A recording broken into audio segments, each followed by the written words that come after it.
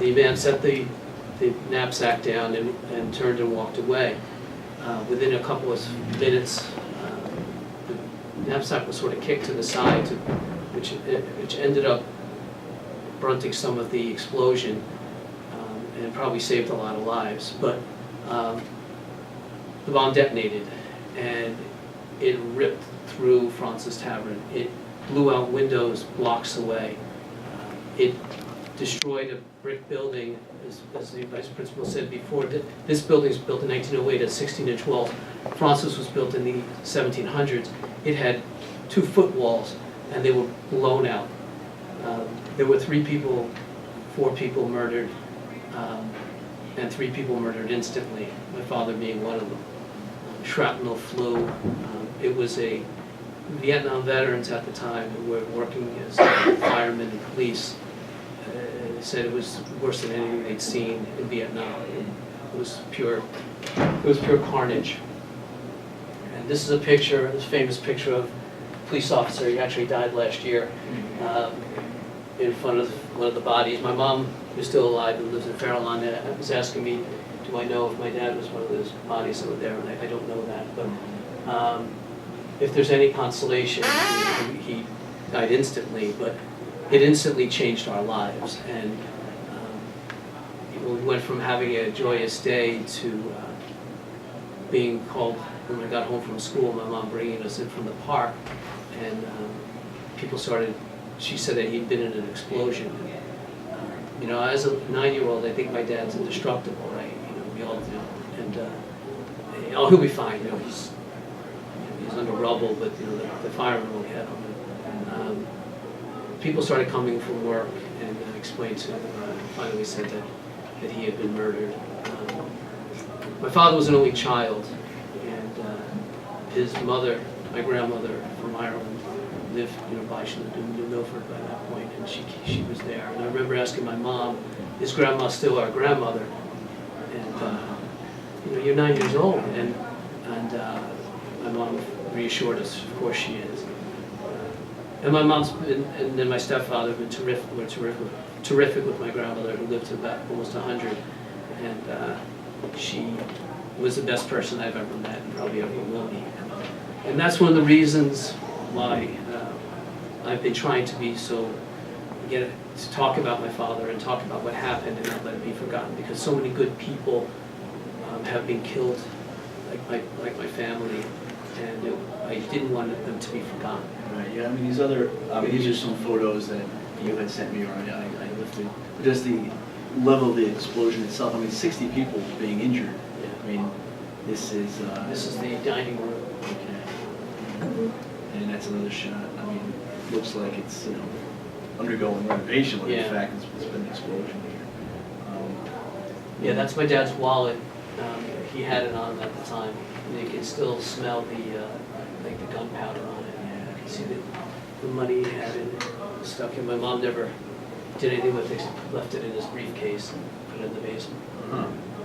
So, I mean, and you were saying it was a Friday night, your mother was making something for dinner? Yeah, she was making lasagna. My mom's an Irish woman, right? But she made good lasagna. I gotta give her credit. I don't know how she did it, but she did. And she was making it that night. It was our favorite meal. So, she'd been spending the Thursday and Friday morning making, you gotta stack that stuff and cook it and all that. So she was all excited, and it turns out that the mourners ate the lasagna after the funeral. Yeah, right. Yeah.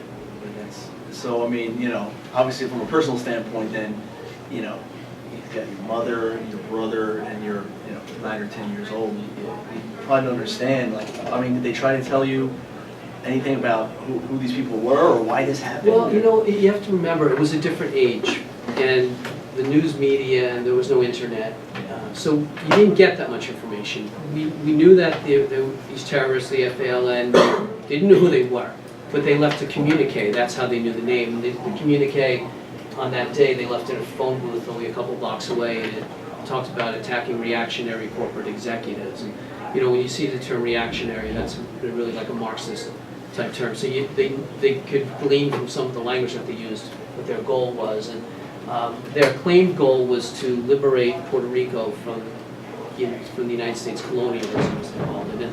And over the years, the U.S. did exploit Puerto Rico in the early 1900s.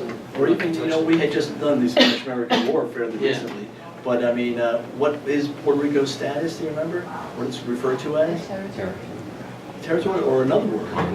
Commonwealth. And it's kind of such an unusual relationship. Like, they have certain rights and privileges, they don't have Yeah. other rights and privileges. But their goal, as stated, was, They wanted to, their stated goal was to free Puerto Rico, but when you really looked at what they were doing, they didn't have any intention of freeing Puerto Rico. They wanted to enslave Puerto Rico. Cuba was their model, the Castros were their model, and we know now from a few of them, one of them, William Morales, who was caught after he blew himself up in his bomb factory after the Francis bombing, 2 years after, actually it would have been my dad's 37th birthday.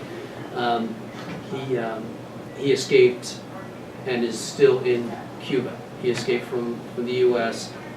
he went to jail? Went to He escaped jail. from Yeah, he was sentenced 89 years in New York, 10 years federal, and he escaped from prison.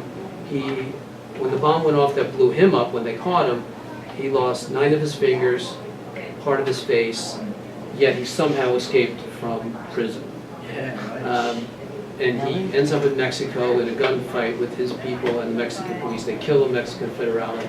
He gets thrown in prison in Mexico in the mid-'80s. Really? But then he gets extradited against President Reagan's wishes back to Cuba, where he's been a guest. And if you've ever heard of Joanne Chesimard, she killed one of the foresters on the New Jersey Turnpike. She also goes by Asanta Shakur.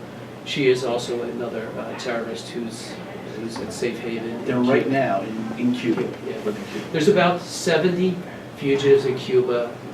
4 or 5 are considered terrorist, dangerous people. And this is a picture of Morales. Right. You know, I thought it was interesting too. I think we've even mentioned in class, periodically in Puerto Rico, there's a referendum. Hey, what do we all want to do? Do you want to stay as a commonwealth? Do you want to become a state? Or do you want to be an independent country? This was about 5 years before Francis. It was the most recent referendum. So, I mean, to be stating, you know, that the Puerto Rican people had not voiced a desire for being an independent country in their own referendum, you know. And then when you tie that in with the idea that I think one of the there was a Cuban, the FBI I think recently said there was a Cuban guy within the independence movement in Puerto Rico. Like, you know, they were looking to take Puerto Rico along the lines of Cuba and its association. It's the Cold War back then, you know, in the Soviet Union. Yeah. So, you know, it's not what's in the best interest of the people of Puerto Rico. You know, you nailed it. And my father, in a lot of ways, was a casualty of the Cold War. Yeah. Because the FALN was trained in Cuba. One of their members, Victor Lorena, robbed a armored car, a Wells Fargo armored car, of about $7.8 million in Connecticut, and half the money ended up in Cuba. The other half was used for their terror attacks. So over the years, the FALN was arrested in Chicago. They were put on trial. They refused to represent themselves because they didn't believe that the U.S. had jurisdiction over them.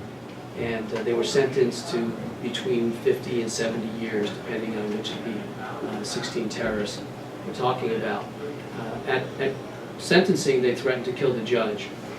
Judge McMillan, believe it or not, carried 2 revolvers under his robe because he was not trusting them. He wanted to protect himself, and he said at sentencing he would have convicted them, would have put them to the death penalty if that was an option. I'm thinking even the courtrooms, they didn't even have the security and stuff that you now They have. did. He was taking it on himself. Yeah. Unfortunately, this guy, I don't know if you want to refer to him Yeah. as the, key guy, or, I don't know. He's notorious in my mind. He is, and his name is Oscar Lopez Rivera, and this is his mugshot here. And these are pictures taken outside of Francis Tavern. Now, no one was ever specifically convicted for the Francis bombing.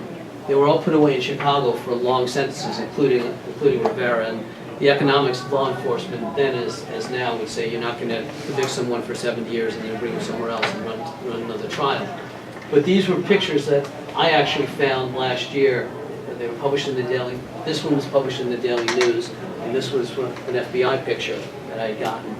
And I've sent them off to the Joint Terrorism Task Force, who believe it's him, but they don't know what to do about it. If you guys remember, 2 years ago, he was made he was getting a Freedom Hero Award at the Puerto Rican Day Parade.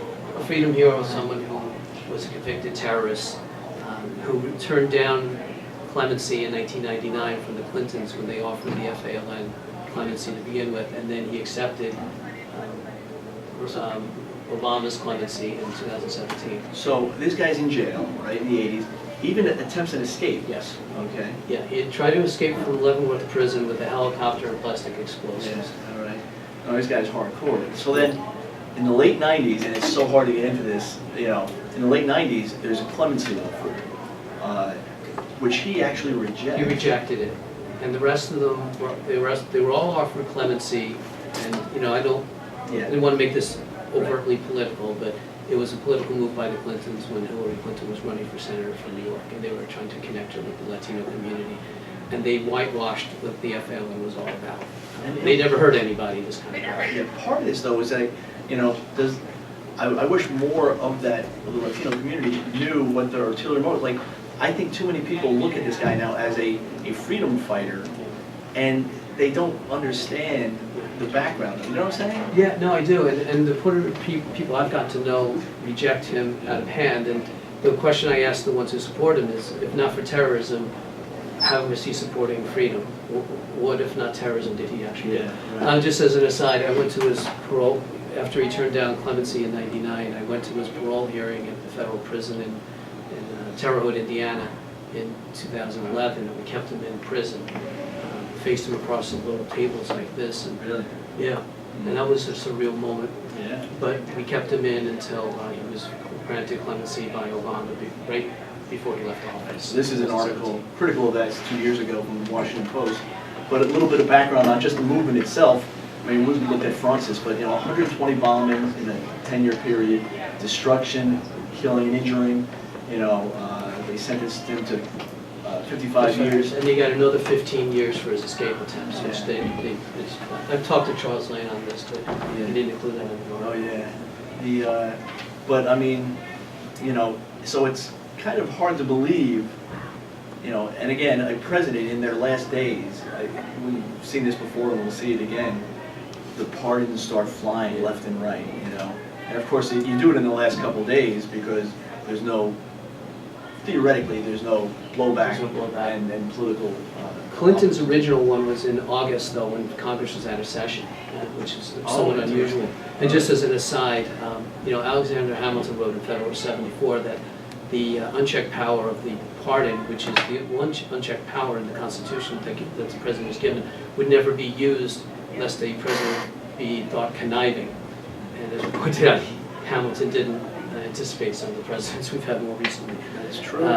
It is true, and that's what makes the irony with Alexander Hamilton and Francis Tavern, and then Lynn Miranda, who supported the FALN terrorist release after writing Hamilton.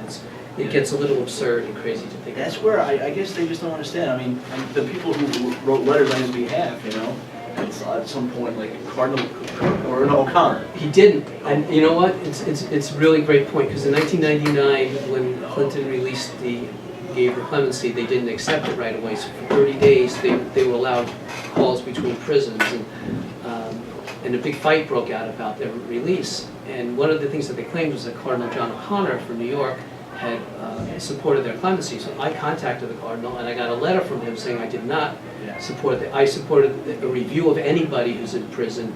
I think that's the Christian thing to do, but not to offer clemency to people. Yeah, but that was a claim, though, John. Right on. So he was pardoned, and as difficult as that is, and obviously you have personal views on this, but I mean, one of the things you'd think would be a requirement for pardoning would be remorse and contrition, and that's what's so stunning. It's not there. Yeah, you're right. When we went to the prison at his parole hearing, it was my brother and me, and Bill Newhall, who was with my dad that day, and a woman named Jeannie Berger, whose husband was killed at Francis too. And we went the night before, and we went out for a while, we was talking, and we all said, if he shows any remorse or contrition, we will recommend to the board that they release him. Really? And he wouldn't do it. Wow. And we gave him chances after chance, because we were talking to him, he was Really? talkative. And he wouldn't accept anything. They found bombs and guns in my apartment. I don't know how they got there. Like, it was just, Yeah. it was insanity. Right. So this is, you know, hard to believe. He gets out, and then he's part of the Puerto Rican Day Parade in New York City, and then, you know, there was blowback here, right? I mean, all these sponsors like Goya started pulling out. The Yankees, Goya, Cuomo Daily didn't go, News, right? Coca-Cola. Right. Cuomo played a, Yeah. he was kind of going He didn't both show ways up. on it. He I don't didn't think he show showed up. up. Yeah. But it was cool because when that was happening, you know, we got involved in trying to stop him from getting a Freedom Hero Award for a Yeah. terrorist. I know. So, I had a buddy from college who worked at Coke, and there was something on the internet of my dad's picture with the Coke logo on it, and I sent it to my friend Dennis, and he sent us like his CFO. He's like, we gotta pull out of this thing. We can't have our logo being used with terrorist pictures on it.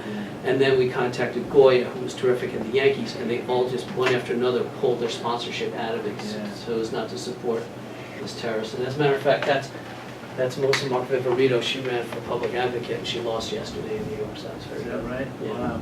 Yeah, again, you know, you just wish that people today had a better understanding of what this was. Because just to say, oh, you know, Puerto Rico's they've had it rough. I mean, Yeah. the island people of Puerto Rico, they've had it, but that's not what this guy was all about. That's not what he was looking to deliver on, you know? So, it's a real misinterpretation, and it's unfortunate. I mean, And that's another thing about terrorism. It's almost always terrorists don't hurt who they want to. They almost always hurt the wrong people. So it's like lighting a fire. You just don't know where it's going to end up or who's going to be affected by it. So, you know, terrorism as a tactic works because it terrorizes everybody, but it rarely hits the intended audience. And then if we could segue, go into, you mentioned yesterday was the anniversary of the first bombing, 1993, which, you know, we'll look at. Somebody has that, right? Somebody has that as a topic here? 93 bomb? Oh, I have it. Yeah, so, you know, he'll take us through there. I remember, you know, I was in school. Do you remember, you know, you were probably, we heard about it. It seemed like a truck bomb. It's not going to work. Not going to bring down these towers, you know. But that should have been a wake-up call that we should have intensified our efforts. I went to the Trade Center that morning as always. I commuted through and I heard the explosion at my window. And I thought it was like thunder, but it was like there was snowflakes. Like, that's weird, thunder and snowflakes. And then all of a sudden you started seeing the smoke billowing. That was '93, and we treated it as a country as a police matter rather than as a war. And Ramzi Youssef, who was one of the leaders of it, who was caught in Pakistan, came back, and when they brought him into New York, they brought him on a helicopter, and he flew over the Trade Center shortly after the '93 attack, and he said, well, we didn't get it. And one of the cops said to him, well, you didn't get it. He goes, not yet. And then on 9/11, and 9/11. So where are you? Let me just see. Sure. Where are you on 9/11 then? Well, I live in Glen Rock, and that day I decided I wanted to. Well, the night before, I wanted to write about the Clinton clemencies to my dad to the terrorists of the FALN, and it was exactly 2 years to the day before that the terrorists were released. So on 9/11, you know, took the train in to the city with my brother, like I did most days, and was at my desk at 8:45, plugging in my laptop when a buddy of mine. Well, actually, I turned around as I saw the side of the World Trade Center explode and just rip. And then papers just floating in the wind, and I looked at the papers on my own desk and thought, my God, all these things I thought were so important, they're not. And you know, I had no concept of what was going to happen next. I did pick up the phone and I called my cousin Steve. He was a bond trader at Cantor Fitzgerald. He grew up in Saddlebrook. He lived in Franklin Lakes. And where was he? Steve was on the 104th floor of the North Tower, so he was right up here. And I got his voicemail and left him a message. Hey, Schlag, you all right? You know, what's gonna happen?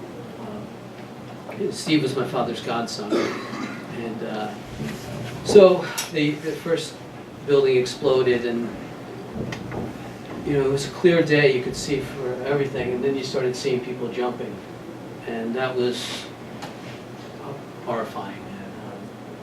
And, I tried to call my brother, and I couldn't get him until about 9 o'clock. I got Tom on the phone, and he worked for Barclays Bank, a little bit closer to the Trade Center than me, but didn't have the view that I had. Plus, I would say, like, cell phones were around, but they were kind of in their early They were in their stages. infancy. And ability to connect, Yeah. And the North Tower had the antenna on it, which was really the cell tower for the whole downtown area. So that was affecting everything. And finally, I got my brother on the phone, and we said, "What do you think it is, Tom? Is it terrorism? What's going on?" And as that happened, the South Tower exploded in my face, and we said, "We're getting the hell out of here." And, it was my daughter's first day of preschool. She was 3, I think. And my son was 5. I've heard some stories where, like, people weren't there that day or at that time because they went to a first day of school or something like that. That's exactly right. I volunteer down there. I give tours, and there were a lot of people not there for several reasons. One was the first day of school. One was because it was election day, and the other was because the Giants played the night before on Monday Night Football, and people stayed up late, and they just came into work late.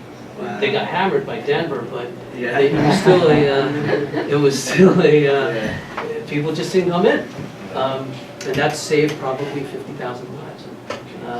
Because 3,000 lives is not a lot in the scheme of things. It could have been, we thought there could have been 60,000 people killed. The day after, Daily News had, I have the newspaper here, I have a stack of old newspapers. Daily News had 10,000 feared dead. That was the headline on September 12th. We just didn't know. We didn't know. Yeah. And the people who were there in '93 knew that the two buildings were very connected. So even the ones in the South Tower who were told not to go anywhere, because they were really told not to leave, they left anyway because they knew that smoke would billow up. And so that's why the South Tower really evacuated at the same time as the North, and that saved a lot of Take people. me back now, like, what tower was hit first? The North Tower was And hit your first. cousin was in? Was in the North Tower. Oh. He had no chance. So the North Tower was hit on the 70th floor, and it was really severed. It was severed. So anyone above that was doomed. Nobody, The other part is the FALN in 1978 threatened the World Trade Center, and they actually evacuated it for the first time in 1978 on an FALN threat, which made this evacuation a little bit better because they realized how bad it was getting people out from 104 floors up without elevators. I mean, it seemed like they were organized, every floor having like a warden or something like Yeah, that. they were good, but if you were Oh, stuck, yeah. north, and if you want to know more about it, I have a very good friend. His name is Tim Brown, and he was a fireman on the Giuliani's protection brigade at that point, and he does a TED talk about his day that day. And if you'd like to see it, you should put it on for the class. It is astounding what was going on in there. I don't have time to get into that. Now, as far as your experience then, you're stuck in Manhattan. Yeah. I mean, I have your cousin in a minute, but before we get to that, like I was reading you were walking around, like, where'd you go? Well, what happened was I was on the phone with my brother when the second plane hit, and he said, "Tom, let's get the hell out of here." And he said, "Where do you want to go?" And I said, "Where do you want to go?" He said, "Well, I'll meet you at Wendy's on Water Street." I'm like, "Okay." I'm hanging up the phone, and I'm like, "I'm getting out of here." Some people decide to stay, some decide to leave, but we didn't know if there were more planes coming. There were, we're right by the New York Stock Exchange. I'm on 60 Wall Street, so that's a target to begin with. So, and then we heard rumors there were 11 planes out there. I'm like, we're out of here. So I go down on the street and I realize I don't know where Wendy's is. So, there was people everywhere. It was a lot of chaos. People were crying. A lot of people were just like crying. They didn't know what to do. But the towers hadn't fallen yet. Yeah. And when you looked to the west, all you saw was a billow of smoke. Like, you really couldn't see what was going on. So finally I realized where Wendy's was, and I met my brother, and we were like, okay, we're going north because this wind was blowing south. And we thought about it. Was there stuff in the planes? And they have anthrax in the planes. Were there chemicals in there? So we want to get away from where the smoke was blowing. And so it's blowing south. We went north, and we went under the Brooklyn Bridge, which was a target from the Blind Cheeks group in the '93 group. That was another landmarks. We literally ran under the Brooklyn Bridge, thinking that could be next. And we ran into a woman that I worked with, and we brought her with us as we ended up in Little Italy, Chinatown area. We went into a church called St. Patrick's. It was in Godfather. That's when he was when going through the baptism and everyone was getting murdered. He was in that church. Oh yeah. So you might know it. Anyway, so the woman that we met was Jewish, but that didn't matter. We went into church and we sat at the pews and we prayed together. And then when we came out, people had said the towers had fallen, and I didn't know what that meant. Honestly, I didn't. I think it was possible. I didn't think it either.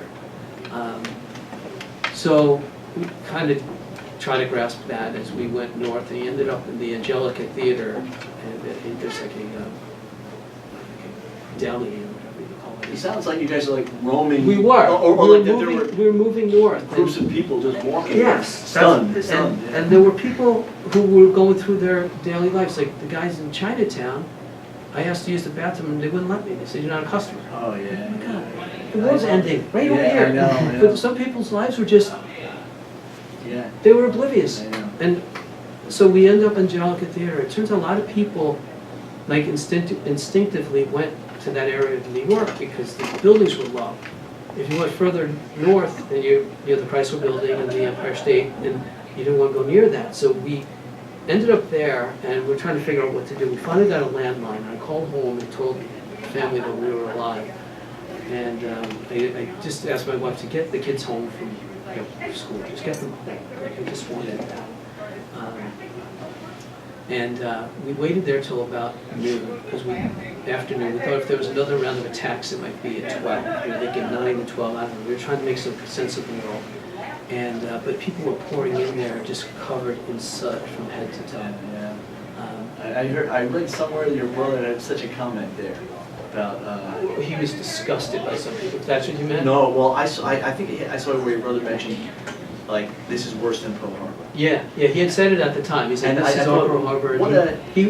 Tom's smart. And he thought that stuff right away. And I remember him saying something like, "Well, what's going to happen to our property values?" I'm like, property values? Yeah. I want to get home. I want to live. Exactly. Idiot. Yeah. But yeah, Tom's astute. He thinks like that. And, but have the presence of mind. He like, did. This is worse than Pearl Harbor. I mean, Pearl Harbor, obviously, thousands were lost. That was a military. It was a military target. Yeah. This is quite different, and it's a total different. It changed us. And so we, at about 12:15, we started going west and went to the West Side Highway, and there were truck after truck heading south. But So you still if couldn't we just see it. interject, like that's the map of Manhattan. So when he says he's heading west, he's heading. We were probably here, we were walking across here, and the Trade Center was totally obscured, so you couldn't, it was just a cloud, like you couldn't see what was there. So you're trying to get to the Hudson. Yeah, trying to get to the Hudson, and we got to the, we got to Chelsea Piers, and they had those dinner theater boats that everyone hates, and it goes on anyway, crossing back to New Jersey, and they were just filling people up and bringing them across, and they dropped us in Weehawken, and then there were buses, so they had this planned out, like, I gotta give them credit, and the buses then brought us to the Giant Stadium parking lot, and sort of left us there, and as you pointed out, the cell phones weren't really working, and it was like the movie The Day After, for people, anyone who's old. There was no one on the street, and there's no one on the highways. Everything was closed, and so they dropped us at the Giant Stadium, and then my brother and I went out to Route 3, and we just put our thumbs out looking for a ride, because my sister-in-law grew up in Rutherford, she had family there, and we ended up getting picked up and brought us to where Regina's cousin. Some random motorist? Yeah.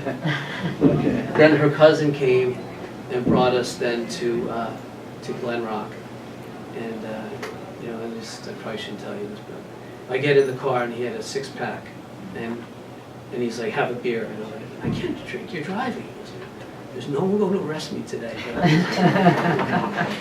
my God. Yeah. So when they brought us back to Glen Rock, because Tom and I both live in Glen Rock, and it was probably around 3 or 4 o'clock, so we were early, but the train station cars were full, and I remember just looking at the cars and wondering which ones weren't going to go back at night or be driven home. And So we got home and the kids were napping, and then the worst part of the day happened. I had to go to my cousin's house and face my uncle. This is Steve. This is your cousin who was in World Trade North Center. Tower. So we drove up there to Franklin Lakes. Steve's father and my father were first cousins. As remember I said, my grandmother and her sister came from Ireland together, and they both settled in Washington Heights, and they each had one son, and they raised them together. Steve was my father's godson. So we went up to his house there, and there were tons of people. And it reminded me when I was 9. But talk about presence of mind. His wife gave me Tom and me his car keys and said, "Could you go pick up his car?" And then she remembered to give me the insurance card. Right. I don't know how you. That's a detail. Yeah, it's a detail that I don't remember in the best of times. Yes. And but I remember we drove down to Farrell, and he parked in Radford train station, the same train station my father had parked in. And we were listening to the radio, and the president was on talking about whether you're with us or against us. And, I drove Steve's car back that night, and Steve was probably 6 or 7 inches taller than me, but I wouldn't move the car seat. I wouldn't, I wouldn't move the seat. I wouldn't change his radio station. So I sort of drove like that because I knew he wasn't coming home. And everyone there was hopeful, but having seen what we'd seen that day, we knew that he left a wife and 3 kids. Right. I mean, we have about 2 minutes, I'd say. Sorry about that. Oh, no, this is exactly what we're here for. But this one you had sent, and the Villanova hat's okay. But, I'm a Providence guy, so we're a little Big East conflict here. But you went to Guantanamo Bay? I went to Guantanamo Bay 3 years ago in March, and as a family member of Steve, I went with his sister Jean, and we spent a week going to the pre-trial hearings. They still haven't started the trial. Can you imagine that? So down in Guantanamo Bay, as many of us know, we have all these terrorists that have to be, prosecuted. Yeah. And tried. And so I was in the room with Khalid Sheikh Mohammed and the other 4 high level detainees, and we're in the courtroom, and there's a sort of divider between us, but Mohammed's there, and he has his hair red. He puts like hot sauce in his hair to make it look like a lion. Is that right? And it was pretty. He waved at the kids because there were kids there. He was a sick bastard. Yeah. And that was one of the most amazing. My wife was like, "Don't go there; it's dangerous." It's actually the least dangerous place I've ever been to in my life. All it is a military base. No one locks their doors, and the weather's good when they're fishing and stuff. But to the beach. But it is surreal going through Camp Justice, through the security techniques, and then being brought in there and seeing these terrorists shackled up and come walking in and being tied down to the floor. It's pretty incredible. I tell you, it's great, and I give you credit for staying with this and great sense of purpose. We shared some photos. This is in Fairlawn on the bike path along Saddle River. It goes through Glen Rock and everything else, and that little stone. So Joe sent me this last week, and I was there last Friday, and I took this picture closer up of the rock, but it mentions his father and his cousin there. So it's a little monument right there. Planted 2 trees for them. So. And you said somebody always places these flowers. Yeah, some place a flower on January 24th every year. My mom's going crazy. She can't figure out who did it. Yeah, right. Mom should be happy. Well, she's not. She wants to find out. And I go, Mom. But so just really appreciate you coming in today. Anytime. Whatever you need. If you want to come back, I'd be happy to. I left a book here. There's a book, Shattered Lives, about my dad. And then there's another one that I've written about the founders coming back to life in America today. It's like a novel. It's a novel, Yes, yeah. right. I had a lot of fun writing that. Yeah. That was really, had a great time with it and really enjoyed it. And I left a couple copies there. The other one's more serious, The Shattered Life. Yeah, right.